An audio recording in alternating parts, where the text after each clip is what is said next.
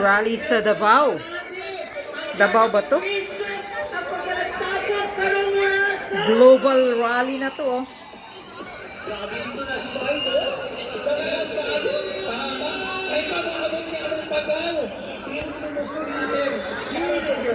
Grabing tao, oh. Yes, walay mo surrender kutog sa atong asa na ulo. Imagine mo ha, grabe ka init ka ganina. Init ka karon pero wala dyan na nagpatingkad sa atong mga grabe ang pagpalangga dyan nyo sa atong birthday. Para kung kinigay sa amin Ito ang mga nagmamahal sa mga Duterte. grabe na ka sa kapalangga. Grabe, kasi itong hindi sa siya pagpakamahal sa ng pamilya ng pulis. Grabe ko lang yung pagpagbaon sa ato ang tanan. O siya, hindi ba yaon po na ako ng mga role call? Kami yung mga stand-up comedian sa Davao City. So, sa mga part, wala yung seryoso ay date. Hindi ko mag-seryoso mo sa mga relasyon na. So, i-greet ako, musik na alam mo nila. Palakpak tanan mga babae! Siyempre, pilit mo pa mag-building, palakpak lang kayo. Tanan lalaki! Kung sana sa inyong istorya, bahalag sabi, basta kayo na pretty. Palakpak tanan mga sabi! Grabing tao, oh.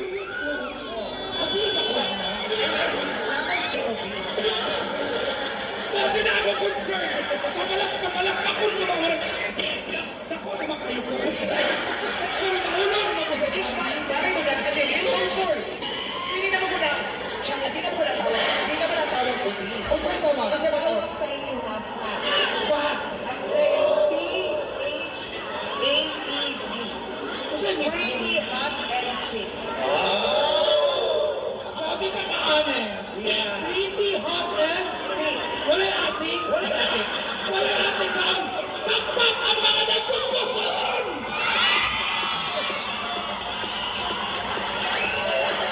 Yeah, sa Davao to ngayon. Okay, great. Kung natin yung first Rally sa birthday ni PRRD. palakpak na ng mga single! Wala mo sa mga single mo. Single mo kay choosy mo o single mo kay imunani mo. Hey, ayan pa nga ng kinita na mura niya dito ng artista. Pero, kaya mo mga artista, istoryahan na doon niya. Kailangan niya ng mga artista. Kailangan niya ng mga artista. Istoryahan doon niya. Isa. Nasa kinisip pa lang mo siya. We'd like you to focus our attention on our screen. And friends, ladies and gentlemen, let's all watch this.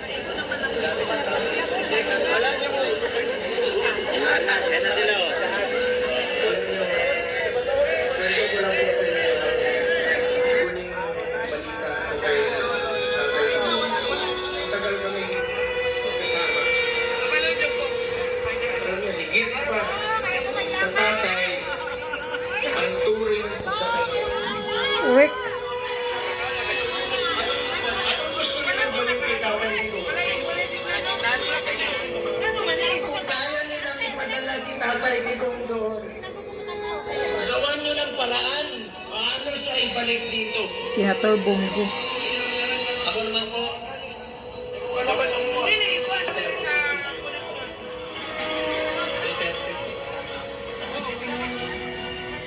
Sir, maraming salamat. Ikaw yung tanging Pangulo na naawa dun sa presyo ng bigas na hindi maabot ng ordinaryong mamamayan. Naawa ka sa ordinaryong mamamayan, nagbalik ng balik, nagpaparenew ng driver's license. Nagbalik ng balik, nagpaparenew ng passport.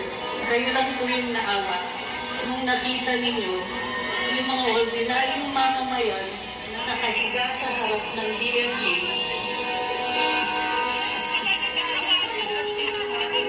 Kung Pilipino tayo, isa lang ang ating bandila. Isa lang ang nagwawalay na bandila natin. Nag-iisa ang Pilipinas. Hindi mo kami. Hindi mo alam. Ikaw lang ang iyon ng bansa na ito. Nagumbaban ng kriminalidad, droga at korupsyon mga sa mata. Inalay mo at titigo ang buhay mo. Pati ang titigo, hindi ka makakalito ito.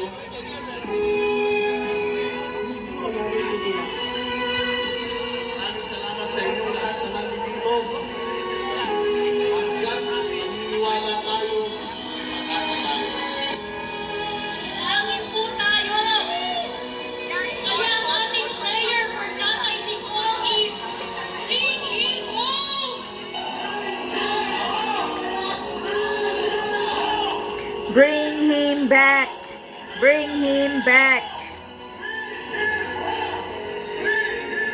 Mahal na mahal ka namin, kahit nag-iisa ka dyan.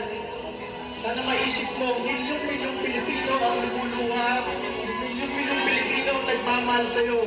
Isang ang bayani ng Pilipinas na buhay, hindi namin na mamatay ka dyan, iuwi ka namin sa bansang Pilipinas.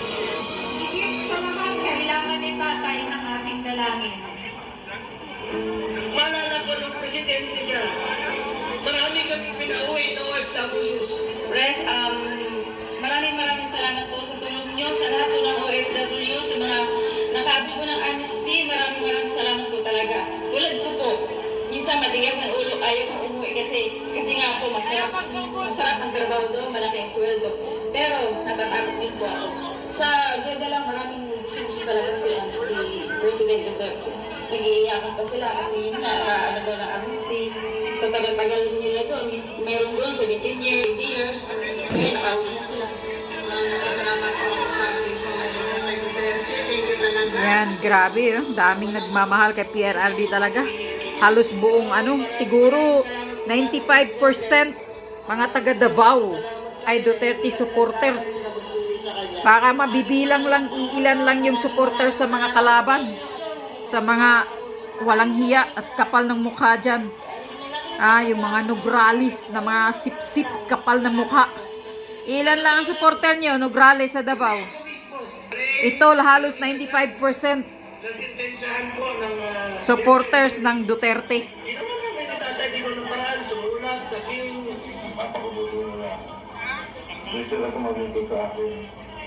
Bago sinabi nila sa akin lang ako na rin ginagawa mo. Sumulat si Pangulong Duterte sa hari ng Bahrain na huwag na yung ano ko doon. Huwag na So, ganito po ang nangyayari ngayong kaarawan ni PRRD. 80 years old po siya today. Today is Rodrigo Rua Duterte 80 years old birthday. Kaya global na po sa buong mundo. Ang daming nagraling mga Pilipino na nagmamahal sa mga Duterte. Diyan nyo makikita kung gaano kamahal ng taong bayan ang mga Duterte. Mahal na mahal po namin kayo, Tatay Digong. Be strong. Happy 80th birthday po. Maraming salamat sa inyong lahat. Mga Pilipino na nagmamahal kay PRRD.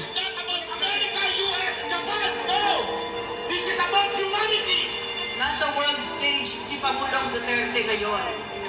May pagkakataon na ang buong mundo ay maririnig ang boses ng Pilipino at maririnig nila kung bakit mahal na mahal ng Pilipinas si Rodrigo Roa Duterte.